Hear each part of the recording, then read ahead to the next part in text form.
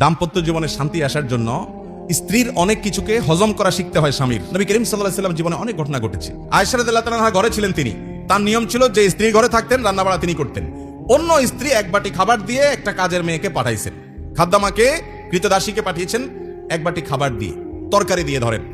তো ভালো বুড়া রান্না করেছেন, রাসূলের জন্য পাঠাইছেন।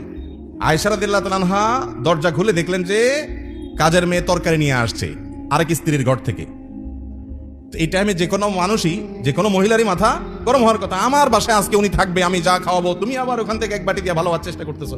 উনি বাটিটা ধরে ছুঁড়ে ফেলে দিলেন। বাটির সব তরকারি তো গেছে, বাটিও দুই টুকরো হয়ে গেছে, কাঁচের বাটি ছিল। এই দৃশ্য নবী করিম সাল্লাল্লাহু আলাইহি ওয়াসাল্লাম দেখার পর উনি বাইরে হয়ে আসলেন, যা উঠান থেকে নিজের হাতে সে ভাঙা বাটিটা নিয়ে আসলেন।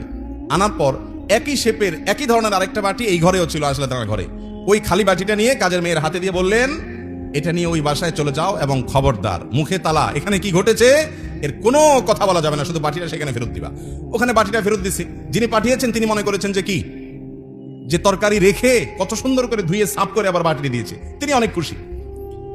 এই হাদিস বর্ণনা করার পর কোন মুহাদ্দিস, কোন হাদিস বিশারদ, কোন হাদিসের শেষে এটুকু অতিরিক্ত বর্ণনা করতে পারেন নাই যে নবী করিম সাল্লাল্লাহু আলাইহি ওয়াসাল্লাম আয়েশা রাদিয়াল্লাহু আনহাকে ডেকে দুই চারটা ধমক দিয়েছেন।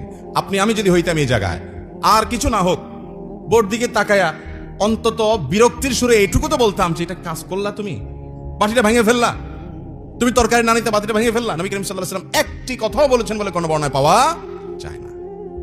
দাম্পত্য জীবনে শান্তি আসার জন্য স্ত্রীর অনেক কিছুকে হজম করা শিখতে হয় স্বামীর, আবার একইভাবে স্বামীর অনেক কিছুকে হজম করা শিখতে হয় কার?